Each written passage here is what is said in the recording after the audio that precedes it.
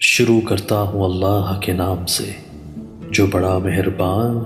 اور نہایت رحم کرنے والا ہے۔ حضرت صوبان رضی اللہ تعالیٰ عنہ کہتے ہیں کہ رسول اللہ صلی اللہ علیہ وآلہ وسلم نے فرمایا، عنقریب ایسا وقت آنے والا ہے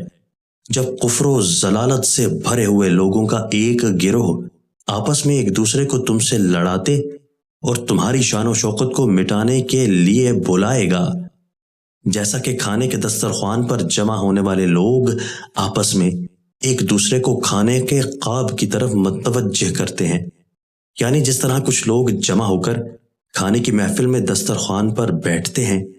تو وہ آپس میں ایک دوسرے کی طرف کھانے کے برتن سرکاتے رہتے ہیں، اور اس میں جو چیز ہوتی ہے اس کو کھانے کے لیے کہتے رہتے ہیں،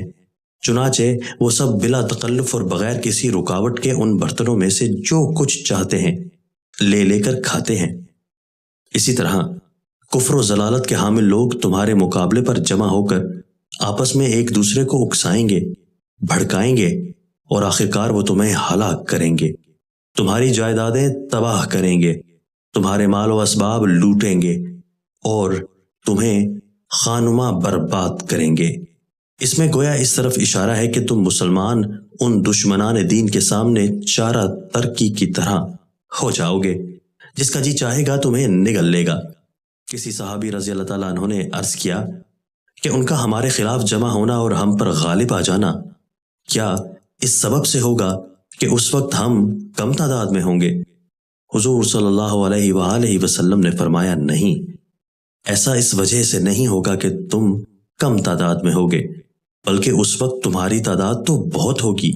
لیکن تمہاری حیثیت پانی کے اس جھاگ کی سی ہوگی جو دریا نالوں کے کناروں پر پائے جاتے ہیں، یعنی تمہارے اندر جرأت و شجاعت اور قوت کا فقدان ہوگا۔ اس میں کوئی شک نہیں کہ اللہ تعالیٰ تمہارے دشمنوں کے دل سے تمہاری ہیبت اور تمہارا رعب نکال دے گا اور تمہارے دلوں میں ضعیف و سستی پیدا کر دے گا۔ کسی نے عرض کیا کہ یا رسول اللہ، ہمارے دلوں ضعیف و سستی پیدا ہو جانے کا سبب کیا ہوگا؟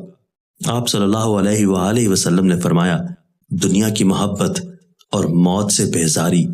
یعنی جب زندگی تمہارے لیے عزیز اور موت تمہارے لیے ناپسندیدہ ہو جائے گی تو تم دشمن کا مقابلہ کرنے اور بہادری کے جوہر دکھانے کے قابل نہیں رہ جاؤ گے۔ دوستو، اللہ تعالی ہمیں ان احادیث مبارکہ پر عمل کرنے اور اپنی زندگیوں کو سنوارنے کی توفیق عطا فرمائے۔